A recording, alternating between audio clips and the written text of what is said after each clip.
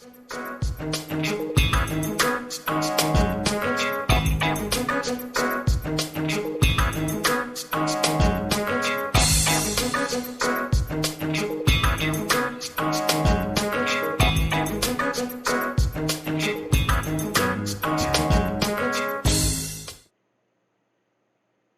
people, what up?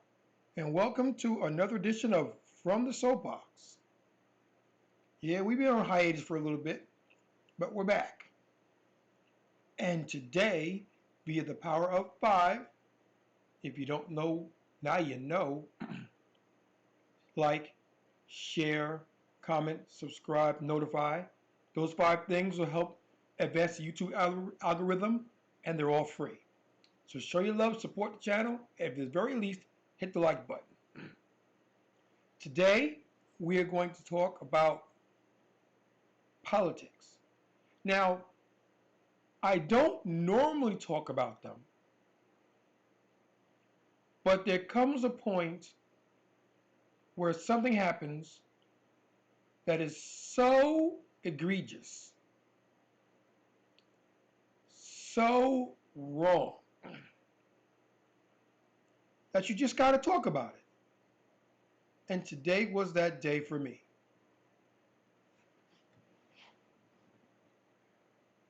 I was going through YouTube, as you normally do, and I came across a Roland S. Martin podcast stating they can't side with humanity.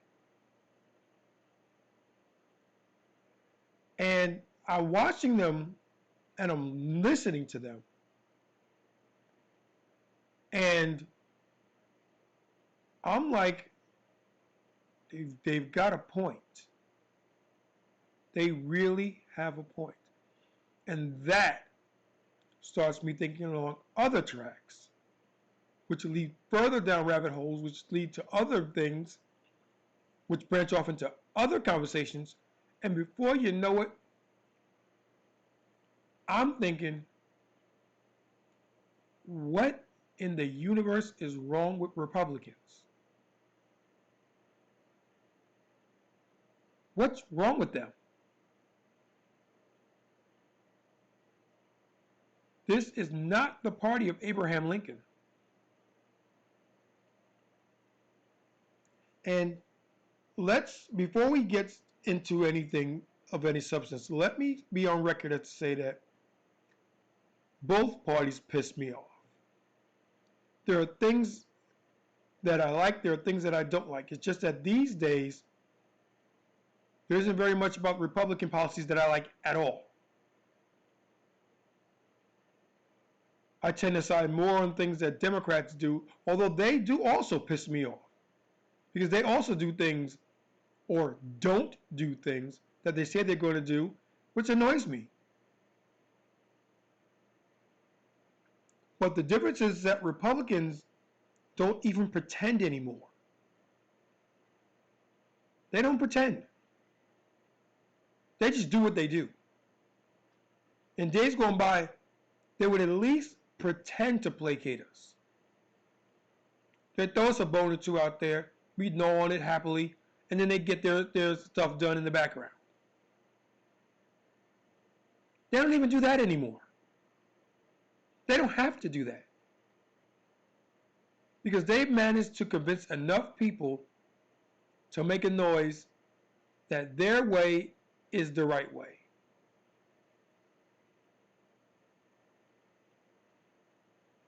Is it?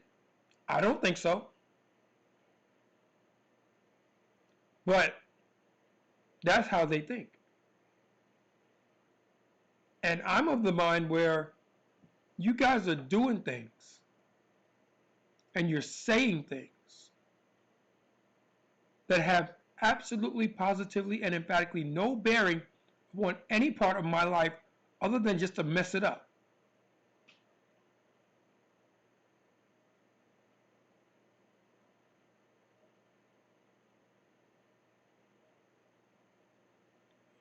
There are many, many things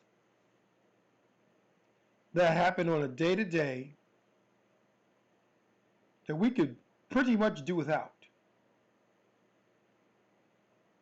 And then there are reasons that they say that they don't want these things or that we shouldn't have these things. Let's get that distinction down. We shouldn't have them. It's not whether we want them or not. That's immaterial to them. You shouldn't have it, and this is why. Reasons.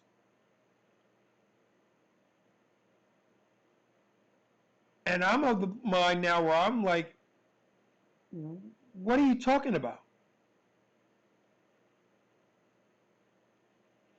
Let's take a very classic, excuse me, let's take a very classic, a very recent example. Let's take the minimum wage. The minimum wage on a federal level is $7.25 an hour and has been that way for at least the last 15 to 20 years. I think 93 is the last time we got a bump in it.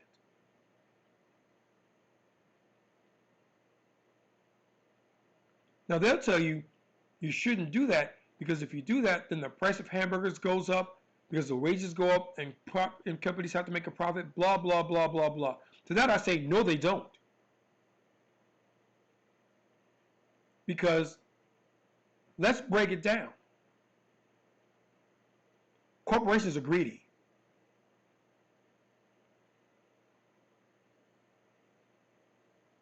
There's a saying, how much is too much?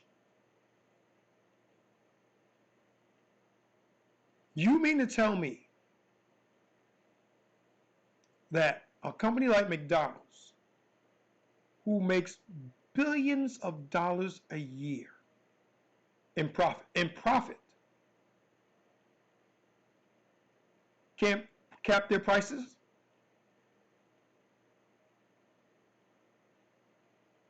At the very least, until wage prices catch up to it. At the very least.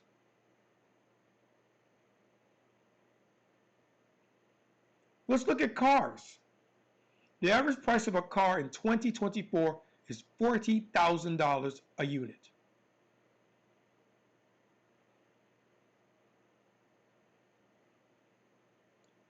Let's go back to 1984.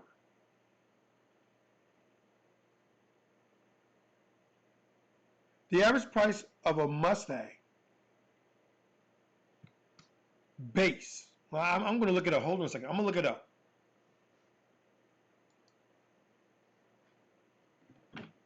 Uh,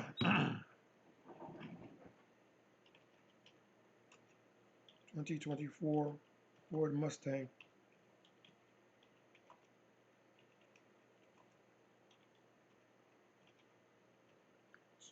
Okay.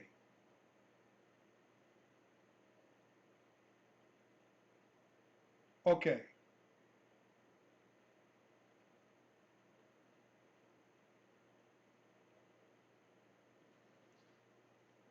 From the Ford.com site.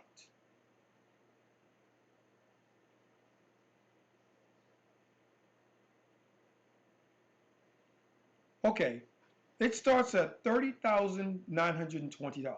That's the EcoBoost Fastback. I don't want that. I don't want that at all.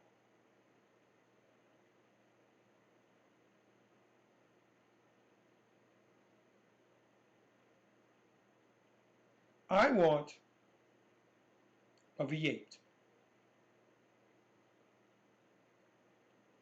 Because these EcoBoosts are inline fours. So we don't that. So we're going to start the 2024 Mustang GT Fastback. Starts at $41,960. And I'll show that to you in a moment.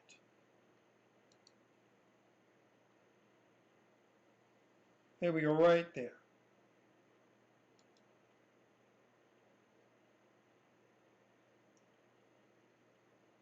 $40,000. $41,000. Okay.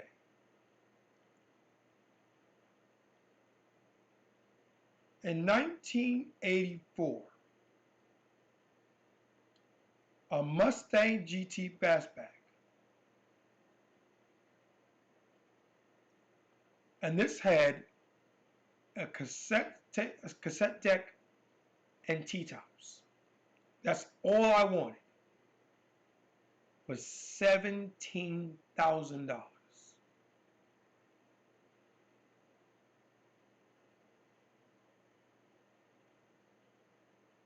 I'll say that again. The 2024 Mustang GT Fastback is $41,960. The same car in 1984 with T-tops, which was probably the biggest option you could get on the car, and a cassette radio. That's the only things I wanted it because I wanted one, and I priced it. It was $17,000.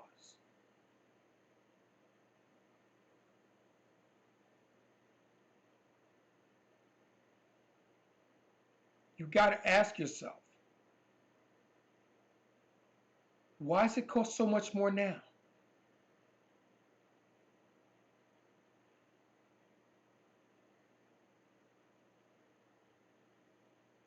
Why is the cost of living so much more?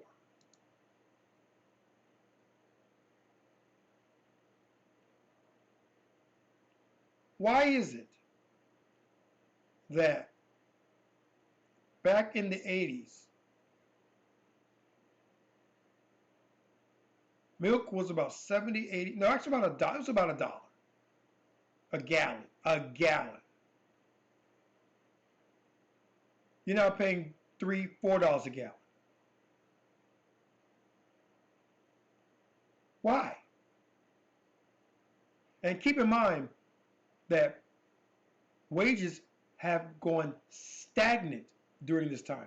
So prices continue to climb, but your wages don't compensate.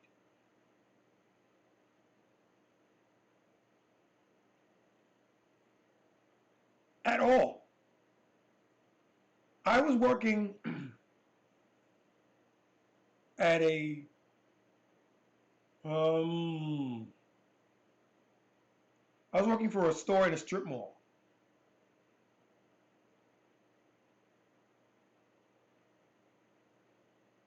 Making about $15, $16 an hour. I was there 4 years,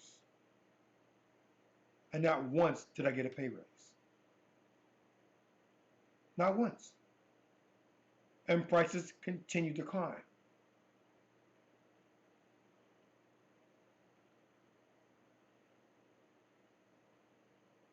Now, I do remember telling a coworker at the time that I'd get the place another 3 years and it was gone. And it did go in the 3 years.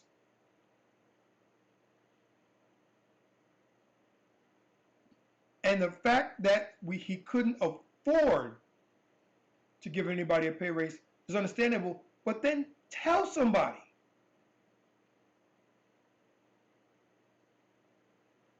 Either take him aside one person at a time or tell him as a group, I would love to be able to give you guys a pay raise, but unfortunately this year I can't. And tell why.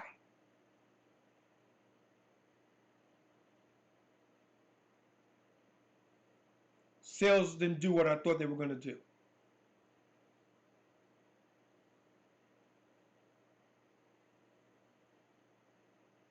Tell somebody something.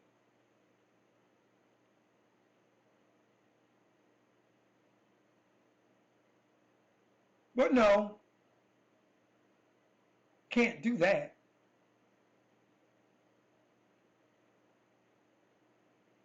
I can't tell you guys that I'm going to make a decision that's going to impact your life and simply not tell you about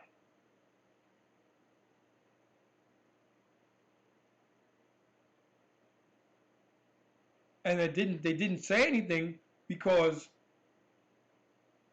out of sight, out of mind. You can't tell anybody anything if there's nothing to tell. If you don't say anything, then people don't tend to think about it.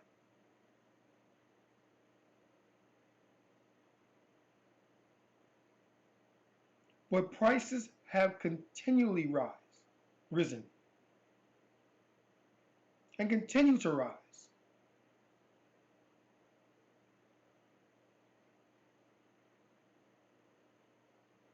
But your wages don't.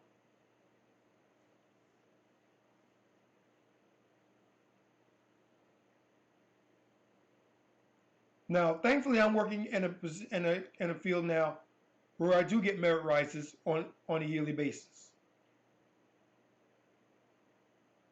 Well, what about when you don't?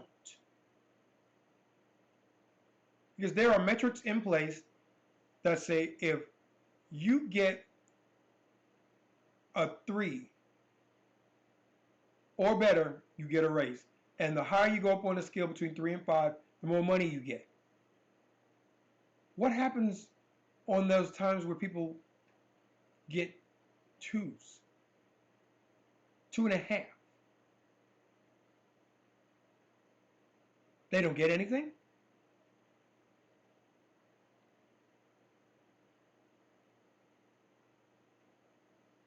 And this is a multi-million-dollar healthcare franchise.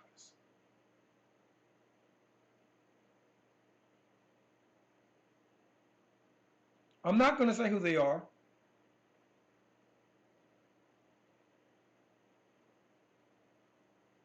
But they're a multi-billion-dollar franchise. The money is there. You wouldn't know it for talking to people in there, but it's there.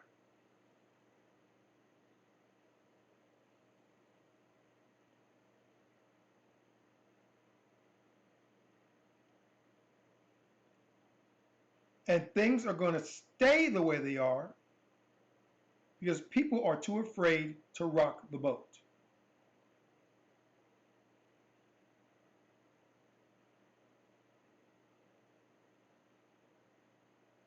To which I say, okay, fine. You don't want to say anything? You don't have to say anything. But then don't complain when you don't get the outcomes that you want. Don't complain when the year-end merit or reward review comes along and you don't get anything. There should be a baseline where you get something, and the more along you go the scale, the more money you get. That's fair.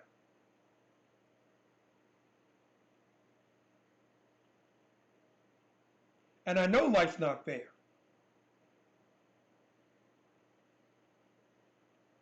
I've said that on many a podcast. And I've also said that you should be glad that it isn't. But then again, there's an exception to every rule. And when it comes to fairness at the workplace, it needs to be.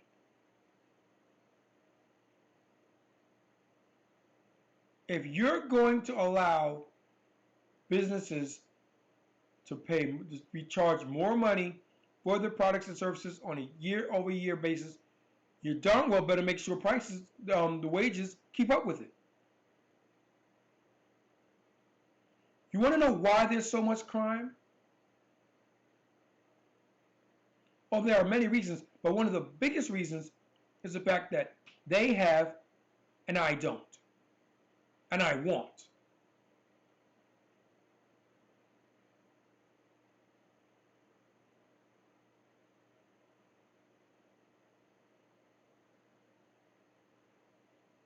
They have, I want, and I don't have.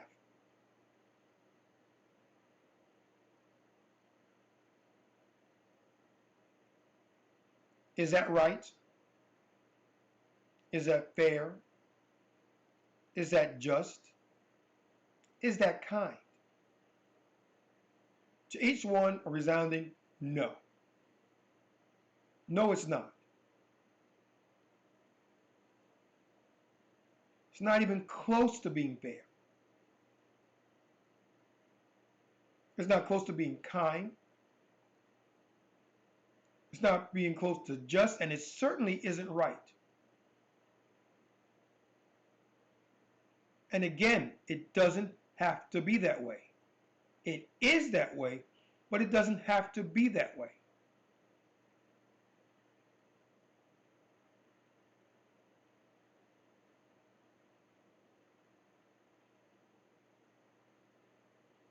Tying that all back in to the original topic with regards to Republicans and their refusal to see things as they are. Because, again, I'm not saying this anything that they don't know. They know it. They just don't care.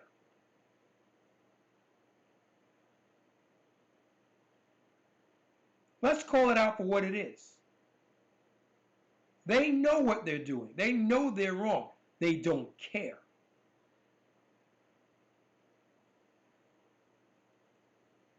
And that's what drives their fear. Because they think, whether rightly or wrongly, that if the opposition obtains power, they're going to turn the tables on them. And they don't like that because they know the pain that they're causing. So they'll do anything and everything that they can to make sure that doesn't happen.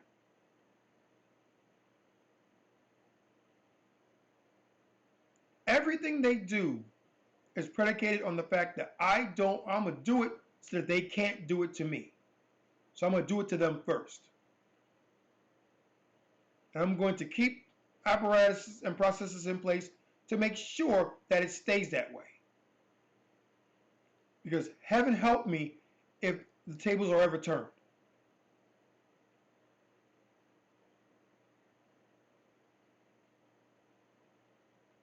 Is that a way to run a country? That's not a way to run a soup kitchen, let alone a country.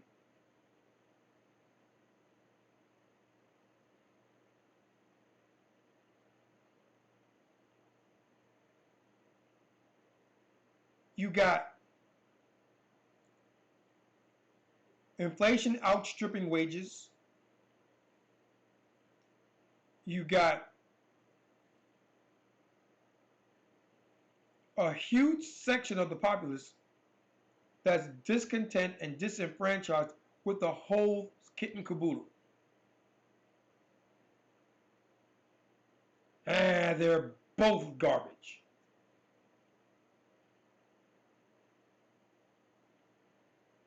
And they think that because they look around and nothing ever changes.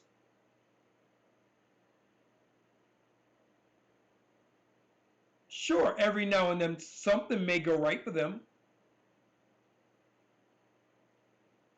but that is the exception and not the rule. And the exception only proves the rule.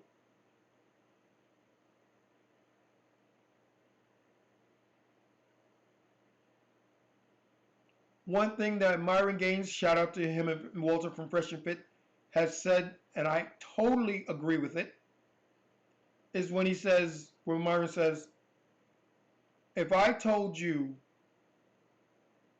that, okay, I'm a multimillionaire, I'm rich, and we're talking, and I say, there's no such thing as poor people. I got plenty of friends that go out and buy things. There's no such thing as poor.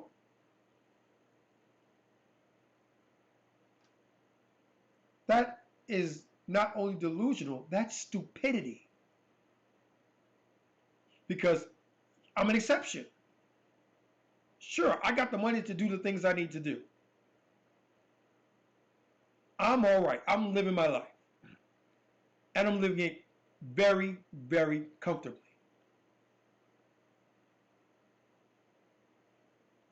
Try telling that to the guy in the soup kitchen. Try telling that to the girl who, through no fault of her own, is raising a family on one income.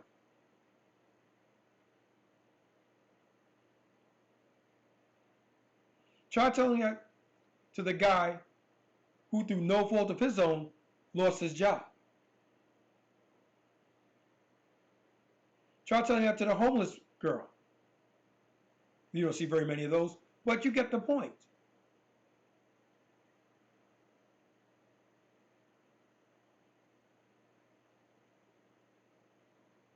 You don't have a leg to stand on. And you don't have a leg to stand on because your, and in this case, my situation is anecdotal. I'm not speaking for a majority. I'm not even speaking for a minority. I'm speaking for myself. And myself is a very, very small sample size.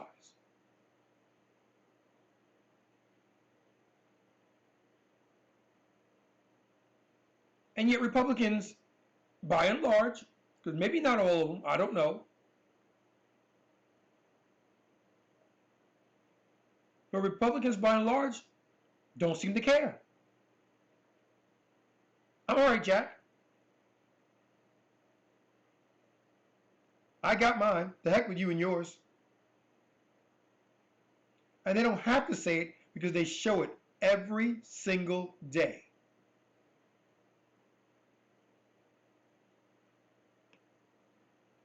Living in their huge houses with their fancy cars, letting their kids go to private schools.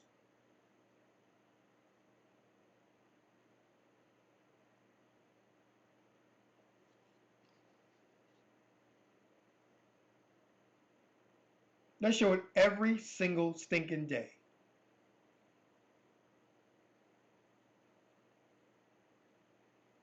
And we're supposed to be okay with that?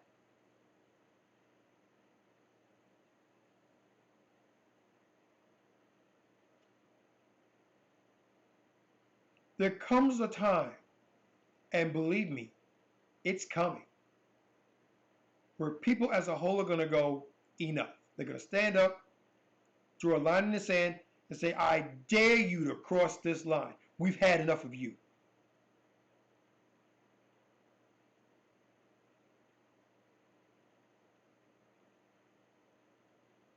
It's not a matter of if, it's now a matter of when.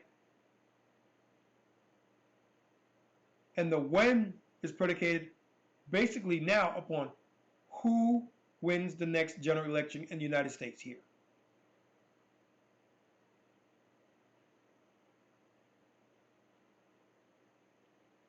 Trump gets in, all bets are off. We go to hell in a handbasket, and things get really squirrely really quickly.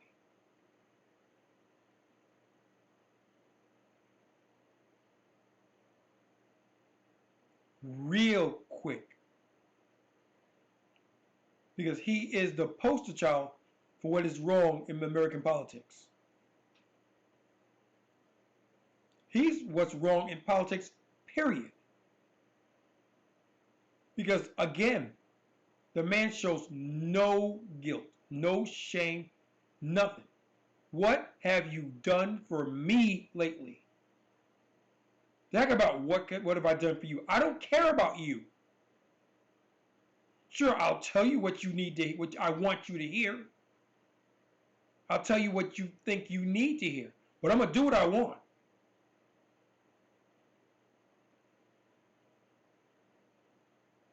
I'm gonna do what I want, and you're going to applaud for it.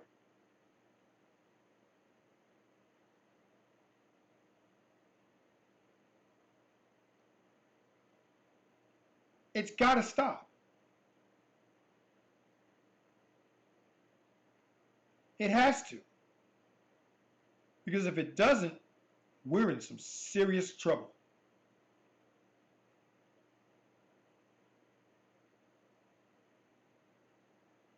We are teetering on the edge of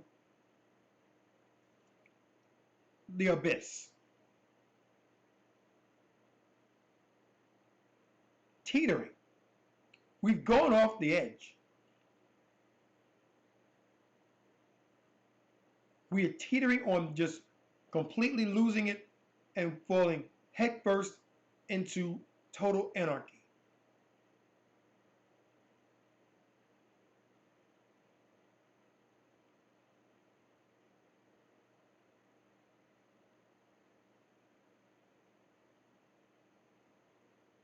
Again, it's not a matter of if, it's now when.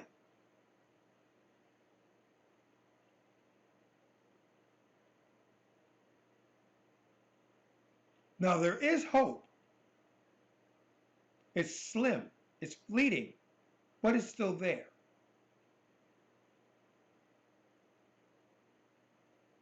And it starts with everything else.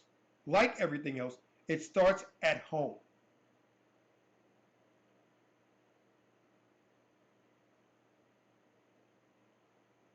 Do better. Be better.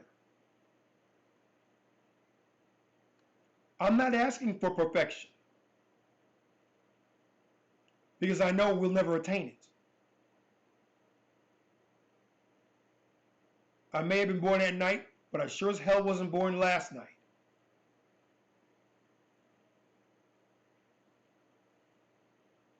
So I know we'll never attain perfection. But we can sure as hell move the needle in that direction.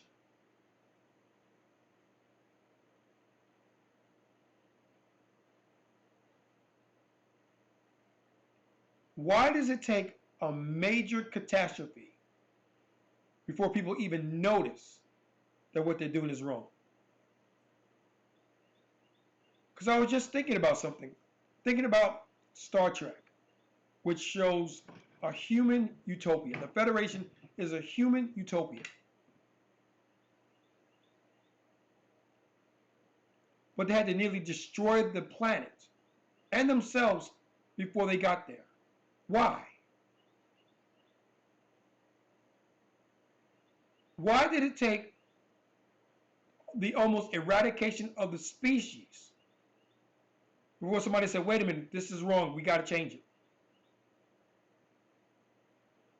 Because I got news for all you out there. The warning bells have not only been ringing, but people have been screaming about it for years now.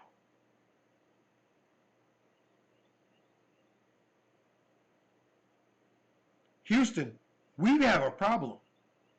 We've got a huge problem.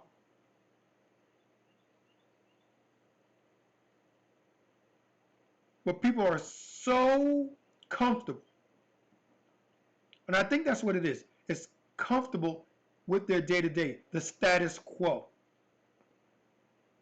They're so comfortable with that they don't even fathom about changing and what that change is going to entail.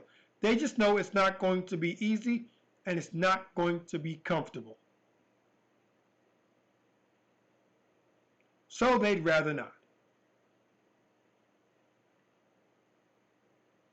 Human history has been built on progress, not maintain the status quo. That doesn't grow anything.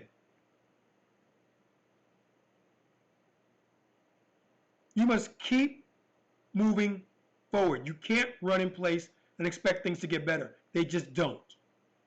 Because you get complacent, you get comfortable, and then when you run into that, and when you run that course to its logical conclusion, where do you go?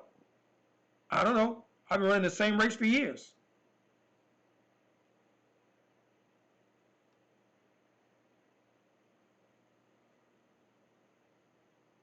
Now, each proponent and ideology that you're going to come across on paper works.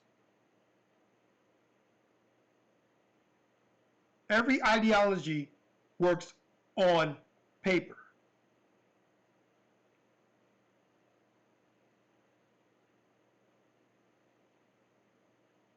Monarchies work on paper. Communism, socialism, capitalism, dictatorships, all of those things work on paper. Some work better than others, but they all work on paper. It's when humans get involved, then shit gets messed up.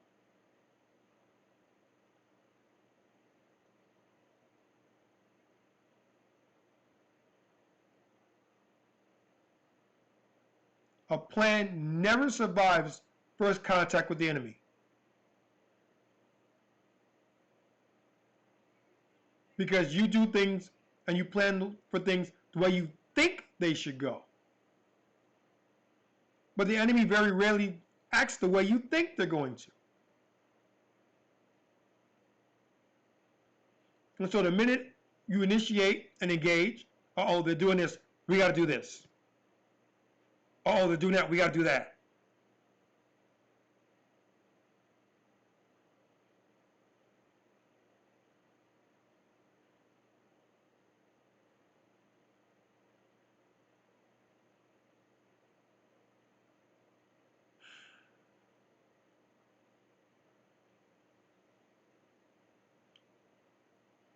These people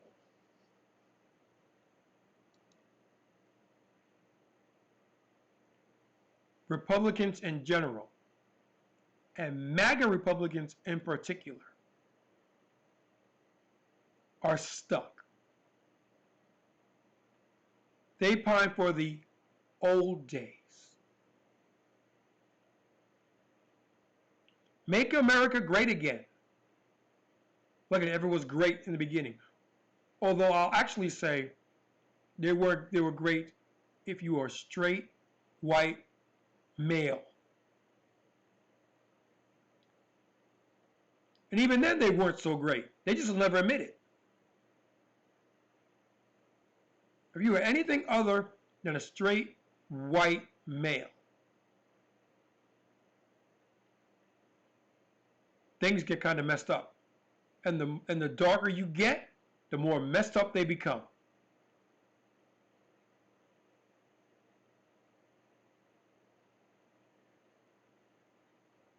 There's a reason why a lot of people would prefer, if they could, to be light-skinned. And even then, you can only go but so far. Well, you're still colored, so no, you can't go there.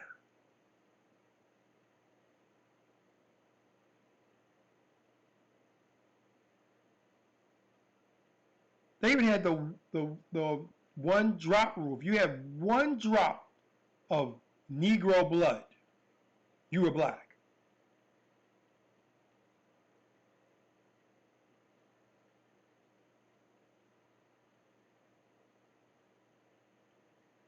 My children, who I love more than life itself,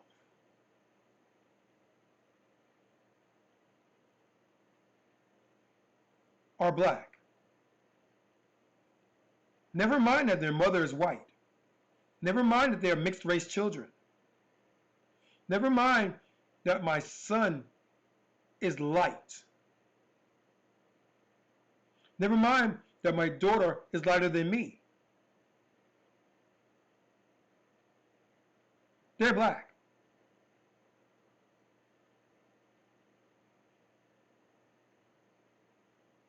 And will be treated as such. I've heard people say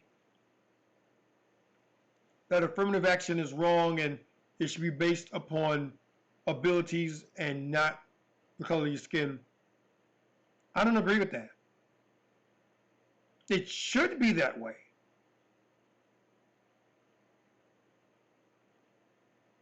But in practice, it's not, because there are ways around that.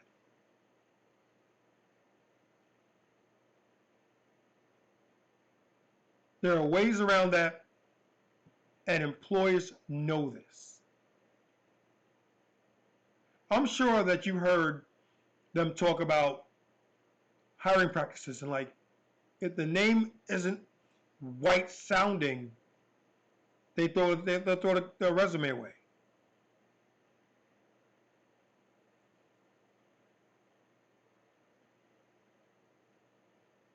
Lorraine versus Latanya.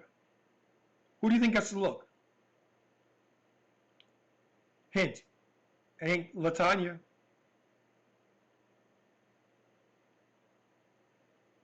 Michael versus Malik. Who gets the look? Spoiler alert, it ain't Malik.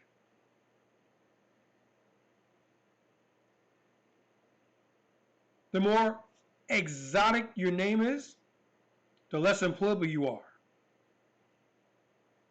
Just because.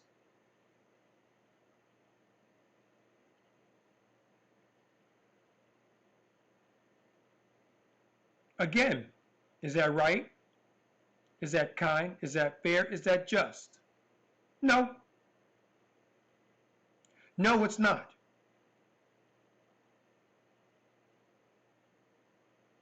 Yet here we are, and it is what it is.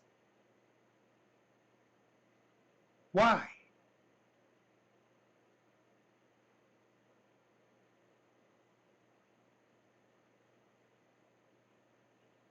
If businesses acted right, we wouldn't need affirmative action. But they don't, so we do.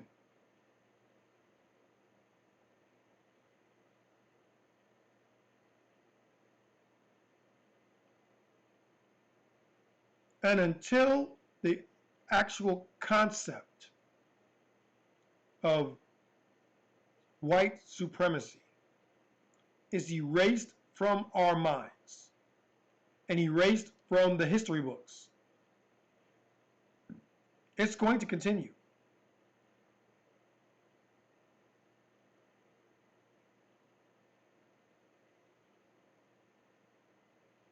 We have to get to a place where it is frowned upon to be that judgmental. We have to get to a place where they go, no, no, no, no, you can't think like that. That's not right. That ain't cool. That's not cool, man.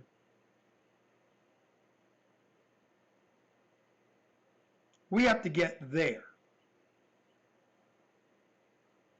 And I have my ideas on how to get there, but I doubt any of them will be taken seriously because, again, it upsets the status quo.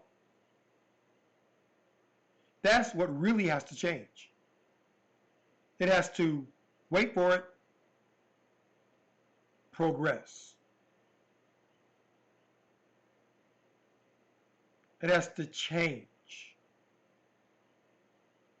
It has to become something else, something better. People, to be brutally honest with you, people at their core are decent. It does my heart so much joy to see it in my everyday. People from different backgrounds, different races, different ethnicities, talking, laughing, have a good time, enjoying themselves, enjoying life. It happens. So I know inherently people are good.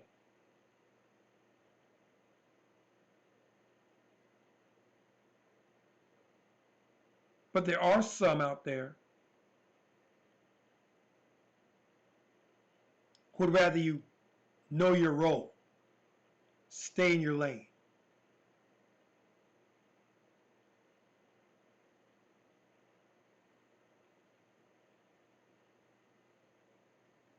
And that ain't cool. That ain't right. That ain't just. That ain't fair. That isn't anything.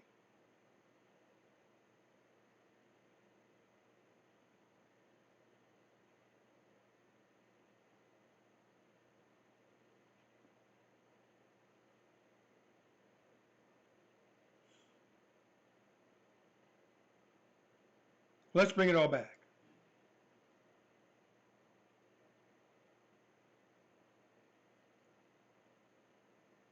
MAGA Republicans are a dinosaur. They just don't know it yet. They think they're a thing. But then again, the Tea Party, well, they're a thing.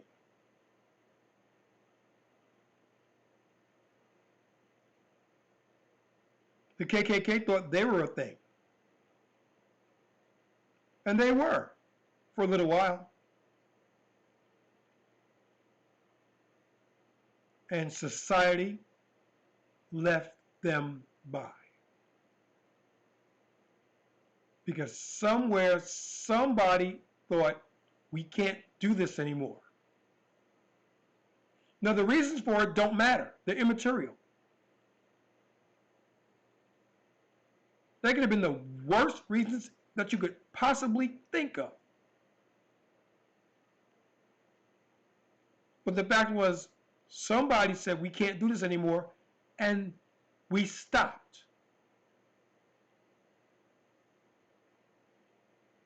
And I'm sure there are people that were screaming, no, no, no, this is great. I can't change this. How can you change this? Look how well we're living. And somebody said, no, no, we can't do this. This isn't right. We got to be true to our ideals. And that's what really, really kills me.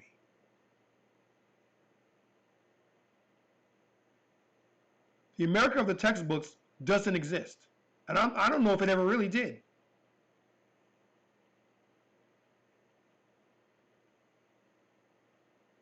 From the original sin, the original big lie, straight through to today.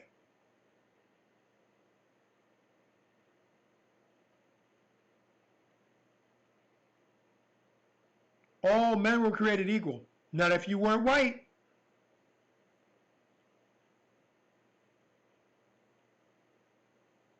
People will sit there and tell you, oh, the Irish had it bad. I'm sure they did. But the difference between Irish people and black people is that Irish people were indentured servants. They had to work off their debt for 7 years, and then they were cut loose. They were set free. Blacks were owned. If their master died, they were sold to somebody else.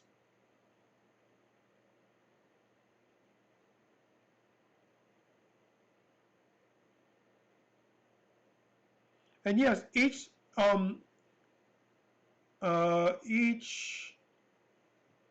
group of people that emigrated to America, they had their the disagreements and their differences.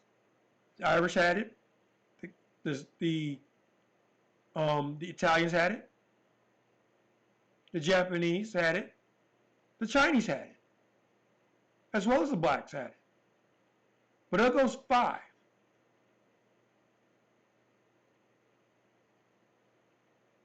I can think of at least three of them that got reparations.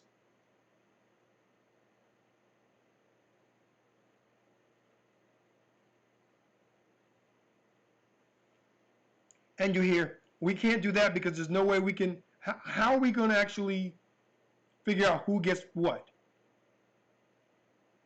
And then they throw all kinds of conditions on it. What if this happened? What if that happened?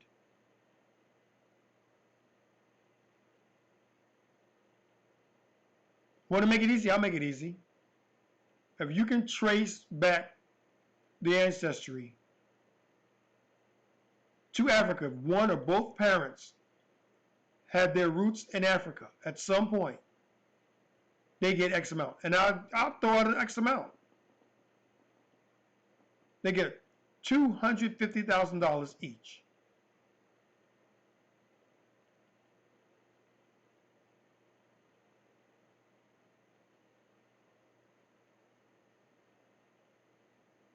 That's per family. Now we only we only make about 3% of the country, so that's not going to bankrupt us.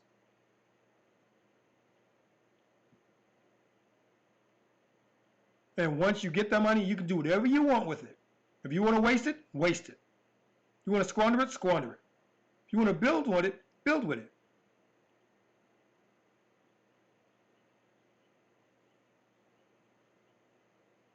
Doesn't matter what you do with it.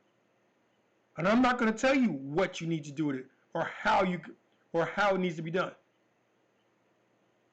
I'm going to tell you it needs to be done.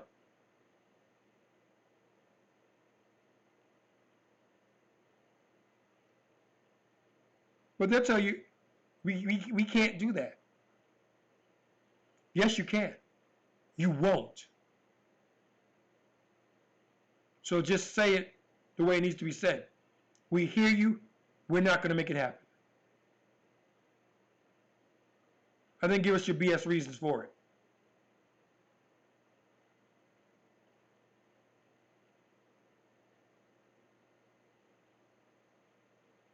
The more I think about it,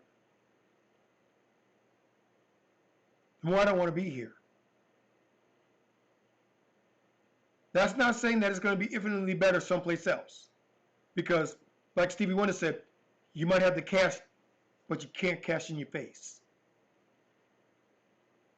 I can't change this.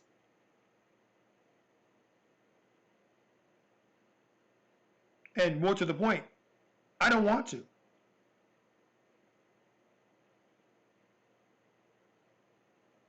I am what I am. I make no apologies for it. I make no excuses for it. This is who I am. This is my skill set. This is what I can bring to the table. You either like it or you don't like it. I don't care. I really don't care.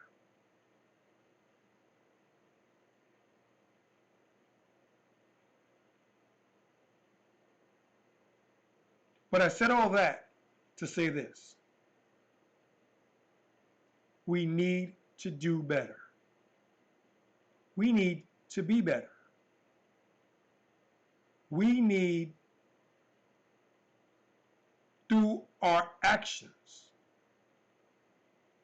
I'll say it again, through our actions, that we're better than this. And we should strive to be the best versions of ourselves that we could possibly be.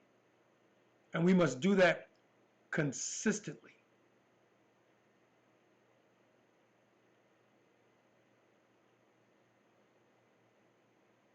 And that's going to be hard. I know it's going to be hard. Because there are things I need to do to make myself better that I'm like, ooh, do I have to? Yes. Yes, I do. And I will begin to implement them. And it's going to be rough. It's going to be hard. And there are going to be times and days where I'm going to be like, I can't do it. And I must find a way to do it.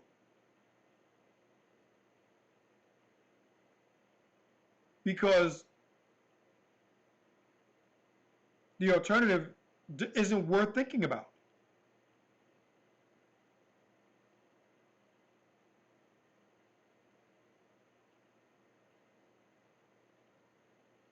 Do better.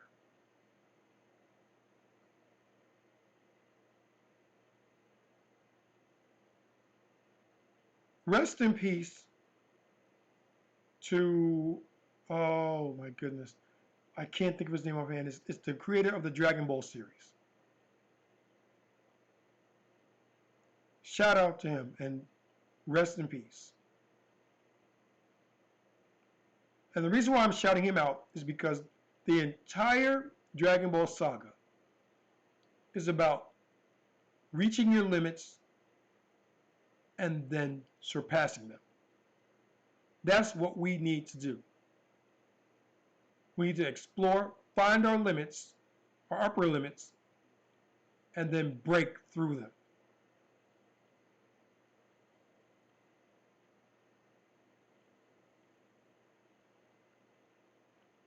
And we're not going to have special key beams and flashy transformations and insane power-ups, things like that.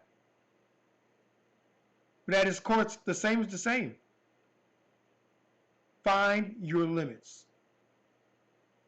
Reach for that ceiling. Find it, identify it, then break through it.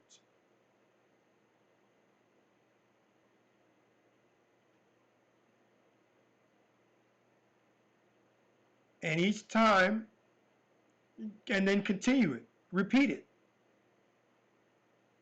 Because perfection is a concept. It doesn't exist. And it doesn't exist because nobody's perfect. Nobody.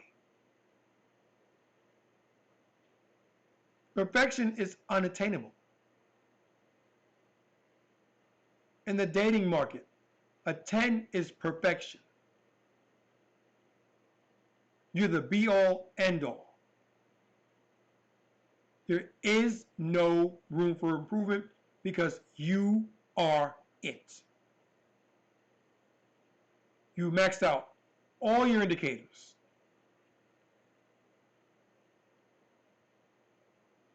You are that guy. You are that girl.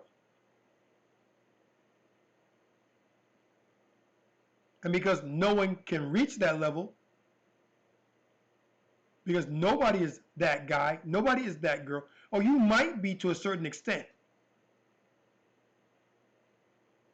that makes you an 8. Possible 9. Well, that doesn't make you a 10.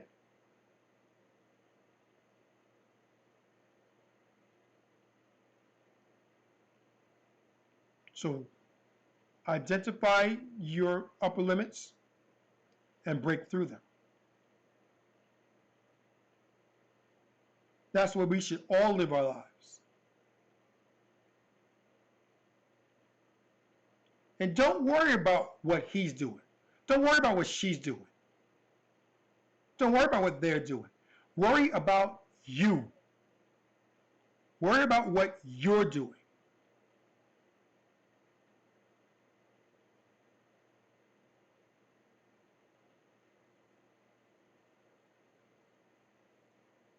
Get your money up.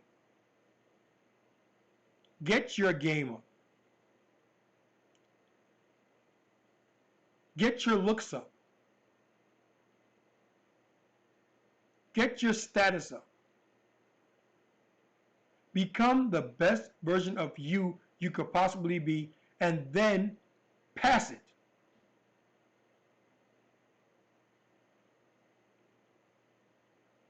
Everything else will fall into place. Is it going to be overnight? Hell no. It takes time, but most good things take time. No, all good things take time.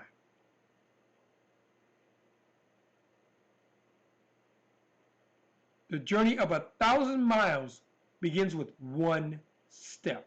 You must engage.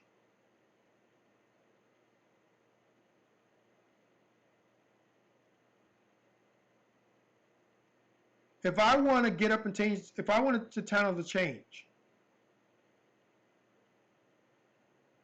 and I can't find the remote, or if I'm sitting in the living room and I get hungry, how do I reach the end result? With the television, I got to get up and go to the television. That's the first step.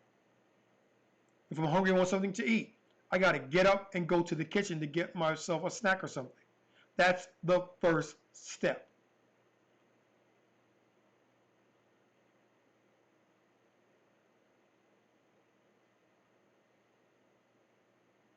There's always a first step. If there's a problem, the first thing you have to do is identify the problem.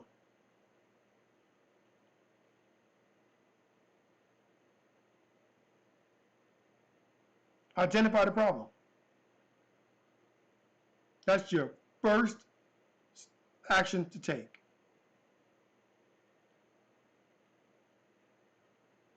And when I say identify the problem, that's to say I have a problem. There is a problem.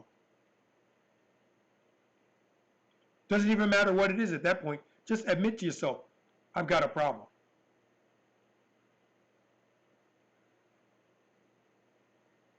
And then you can get into the who, what, when, where, and whys, and hows. And after that, you formulate a plan on how to better yourself, how to dig yourself out of that hole, how to get away from that problem. And then you implement it. And after you are safely away from the problem, you construct processes and steps and safeguards to ensure that you don't relapse. That's how you grow.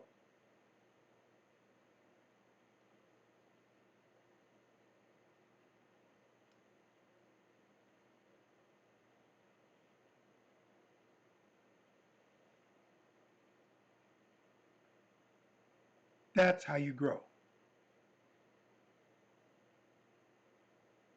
And with that, we're going to wrap it up. Thank you for allowing me the time to basically stand on my soapbox and not preach, but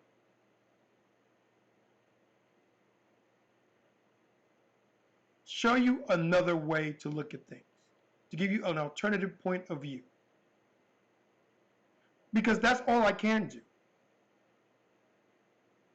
You can lead a horse to water, but you can't make it drink. Nothing truer has ever been said. Don't believe me? Try it.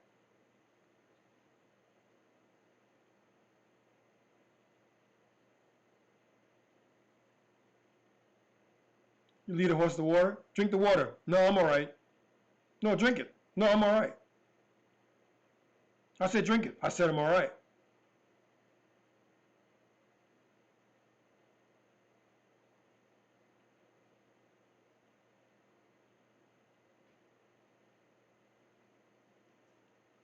My dog, in the morning when I get up and I get him ready to eat, everything else like that, I open the door from the office. Dog walks in. He's happy to see me. I then point to his food. He goes, he sniffs the food, and then sits down. He's not hungry, so he's not going to eat. He's not thirsty, so he's not going to drink. And none of the cajoling, none of the pleading, none of the forcefulness, none of the aggression that I can show this dog is going to make it change its mind until it says, okay, now I'm hungry. Now I'm thirsty. Now I'm going to eat. Now I'm going to drink.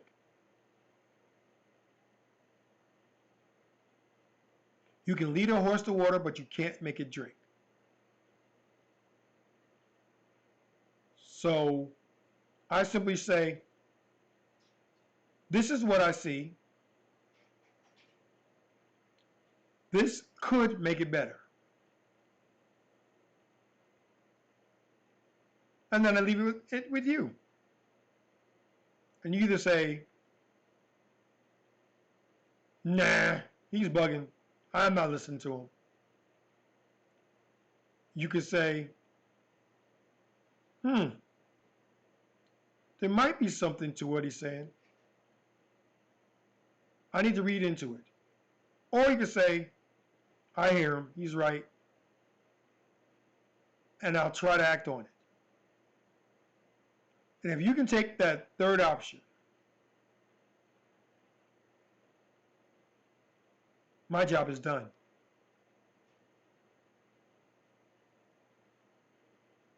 Because I've sown the seeds, but I know in my heart of hearts that there's nothing more I can do than that. I know that you have to act upon what I'm telling you. Or in this case, what I'm talking to you about. Because everything that I tell you, they're ideas. I'm not a guru. This isn't an advice channel. I don't advise anybody on anything.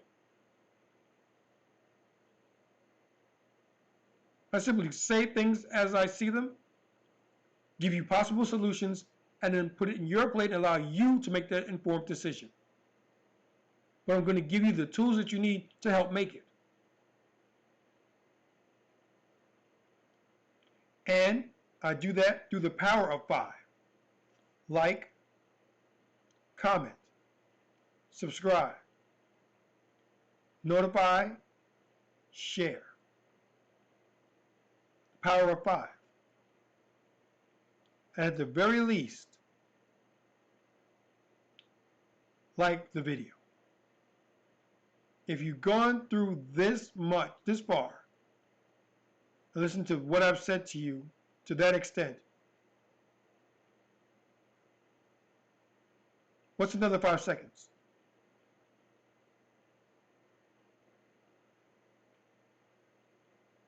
Show your love, support the channel.